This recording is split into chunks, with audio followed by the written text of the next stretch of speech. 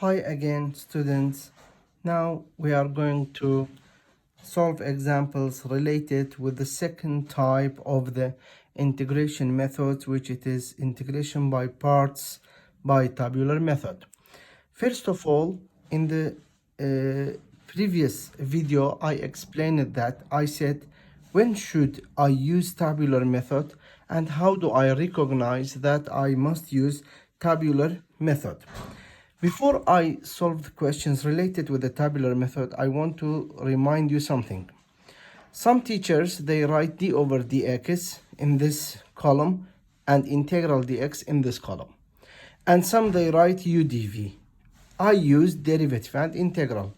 In fact, there is no difference between none of them. What is important, how do you know which one should you write in derivative column and which one, which function you write in derivative column and which function in integral column.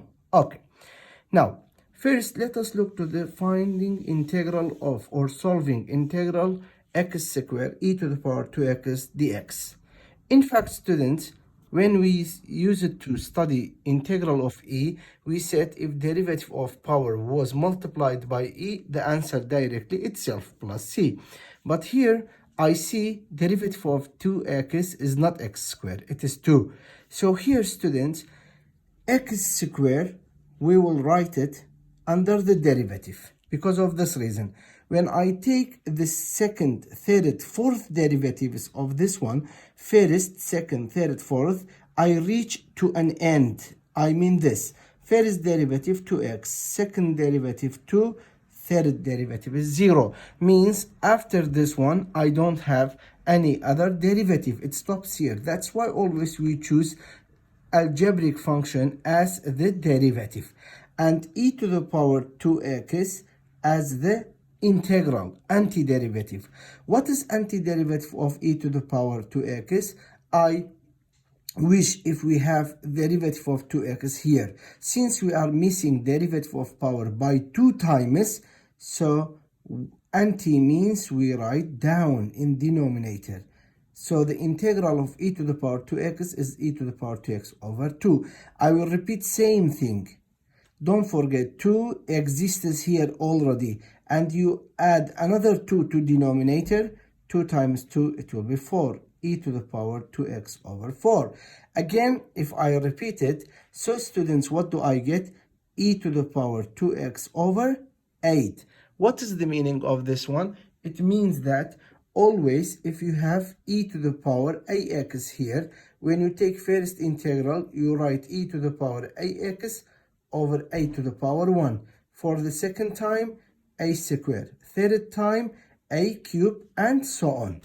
And now, after I found the derivative and integral, so in turn, write plus, minus, plus, minus. How do you multiply? You multiply by cross multiplication, like this. And what about these two? These two, we don't use them, never. And the answer of this integral, my dear students, is equal to the multiplication of these functions.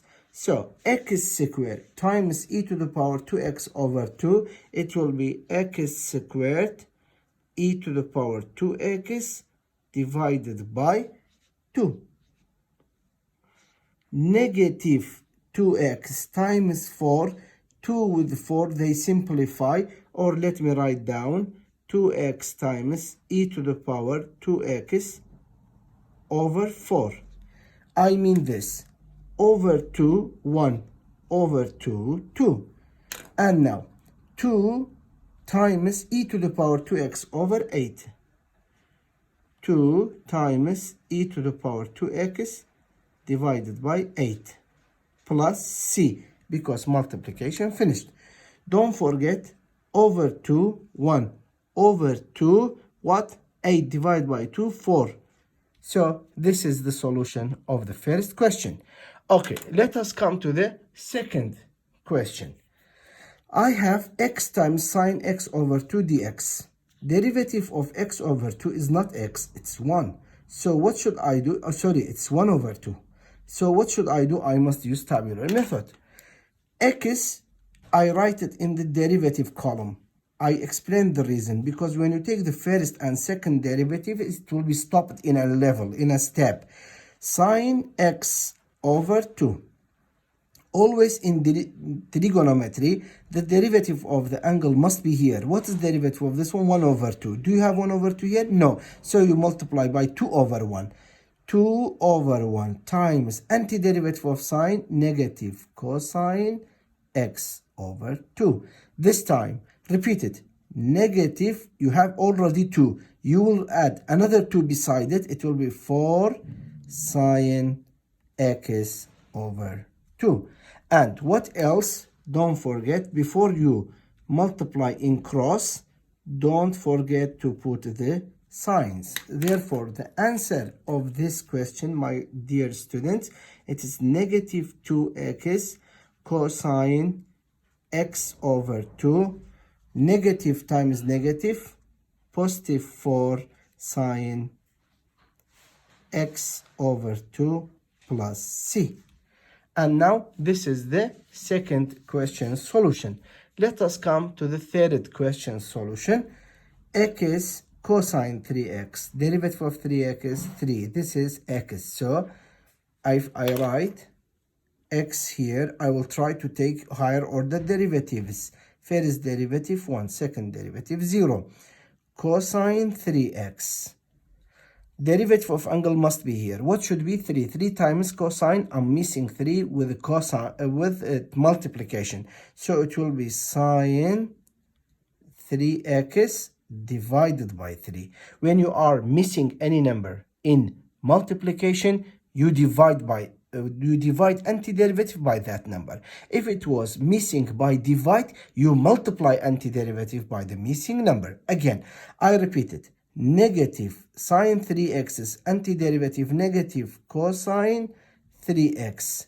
Again, I must write another 3 in denominator, but already I have a 3. 3 times 3, 9. So this is the integral, this is the derivative. Don't forget plus, minus, plus. Multiply, my dear students, in cross product.